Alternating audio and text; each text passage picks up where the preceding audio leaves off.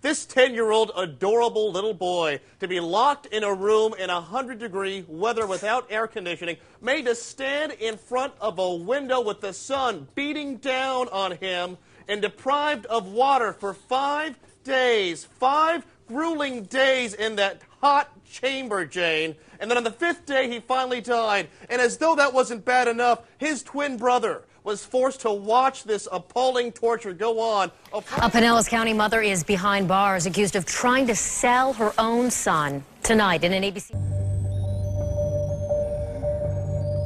He's coming. And the Christians are kafirs. And you may say to yourself, no, they're innocent.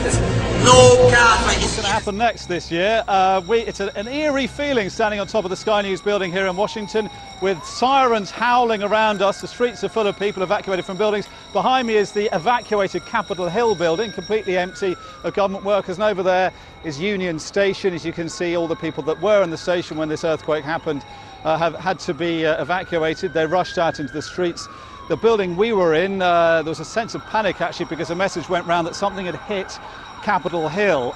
We rushed up onto the roof and fortunately saw that that wasn't the case. And it appears to have been a 5.8 earthquake on the Richter scale. He's coming, he's alive. Jesus of Nazareth, the son of David, the slain lamb. He was born to be a king. He's alive. The Jewish man, he's alive. He's alive. Prepare the way. The critical moment's going to come in 2029, when the asteroid will pass so close to the Earth that it will be visible to the naked eye. Now, although there's no threat of a collision then, it won't be until this point that scientists will know whether the 27 million-ton rock has altered its course so as to hit the Earth when it next comes past in 2036. Finally tonight, a dance partner for planet Earth. It's called a Trojan asteroid, one that shares a planet's orbit circling around the sun. Many such asteroids have been found near other planets. Now, as reported in the journal Nature, the first has been discovered near the Earth. We get an explanation from Mike Brown, a planetary astronomer at the California Institute of Technology. So tell us a bit more about a Trojan asteroid. In this case, it's held in the gravitational pull between the Earth and the sun? That's right. It's not between the Earth and the Sun. It's actually in the same orbit as the Earth. So it goes around the Sun in 1 year, just like the Earth goes around the Sun in 1 year. And on average, it's about the same distance from the Sun as the Earth is. So we're really just following it along in its orbit around the Sun. Now, if it's relatively close, and how close is it exactly? Why is it taken so long to see? It's close, and it's so close that on average we overtake its position about every 2 months. So in 2 months from now, we're going to be where it is right now. The reason it takes so long to see, the reason it's been so long to find one of these things, is because most of the time when we're looking for asteroids or anything else in the solar system, we look out beyond the Earth. We look into the night sky. To find these things that are actually in the same orbit of the Earth, you really have to look in the very early morning or the very, very early evening as the sky is really quite bright. So no one has found these things up until now. And do we know where it came from, how it got there? People get ready. The year 2011 began with a flood in Australia so vast it turned an area larger than Texas into a disaster zone.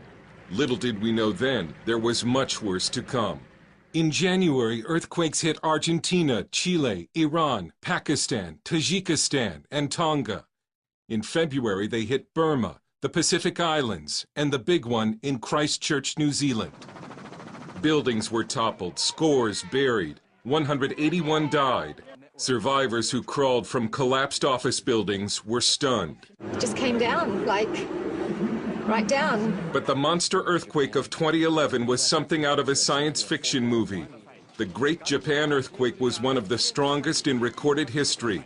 From 20 miles underwater, it created a tsunami 130 feet high that traveled 6 miles inland, causing cars and boats to bob like toys. It was a quake so powerful it moved the island of Honshu 8 feet.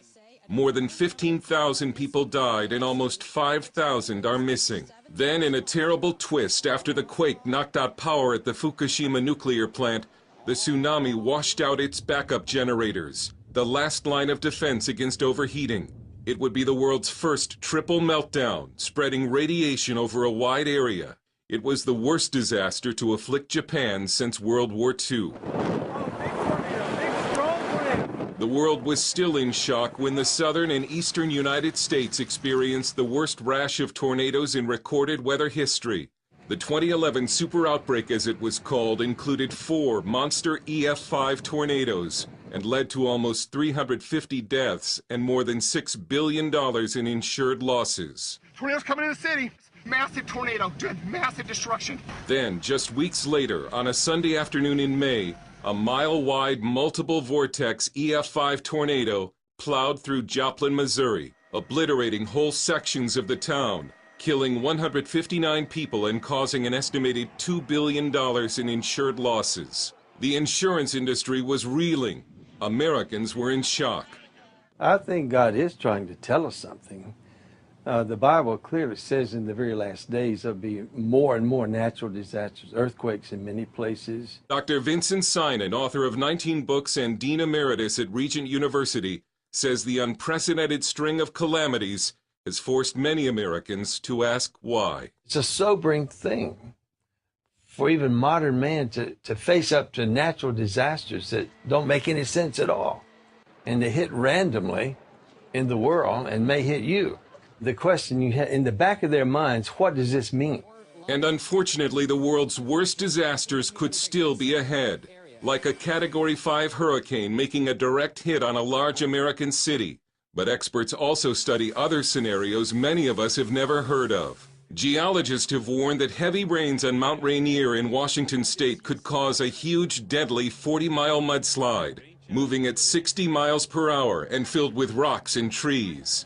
Some fear the collapse of the giant volcanic mountain Cumbre Vieja in the Canary Islands could send an 80-foot-high tsunami into the east coast of the United States at 600 miles per hour. Prepare the way. People get ready.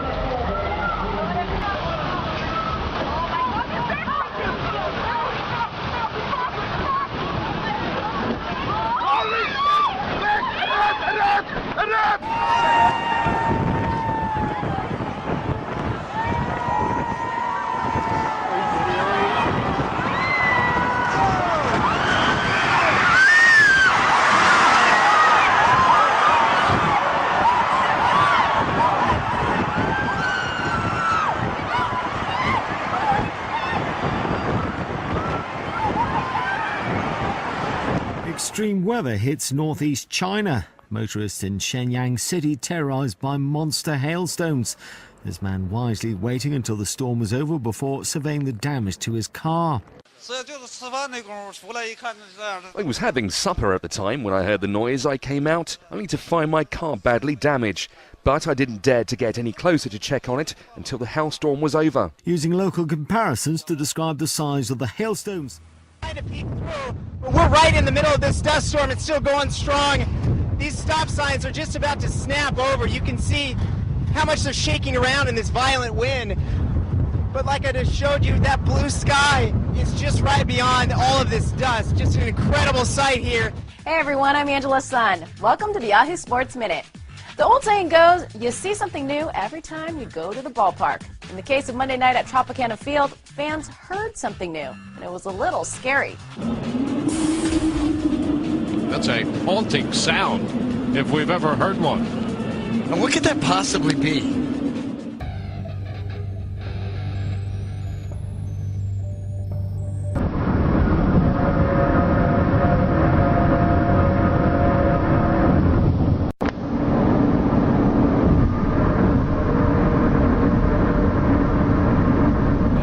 asteroid will fly by Earth on November 8th, just a few months from now. Experts say this is the closest Earth approach an asteroid this size has made since 1976.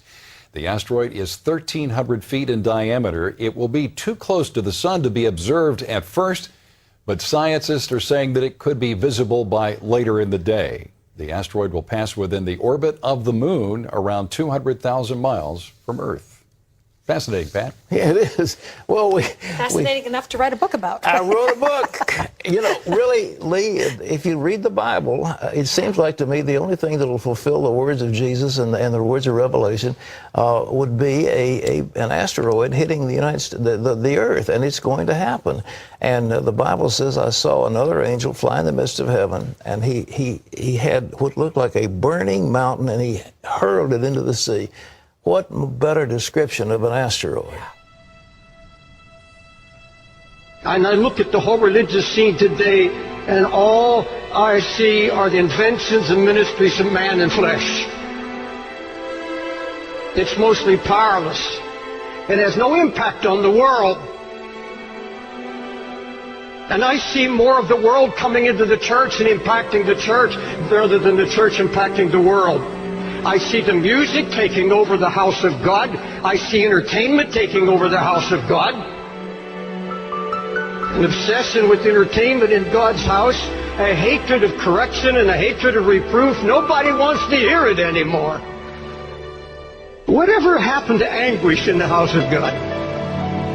Whatever happened to anguish in the ministry? It's a word you don't hear in this pampered age. You don't hear it.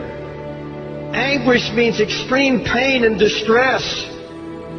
The emotion so stirred that it becomes painful.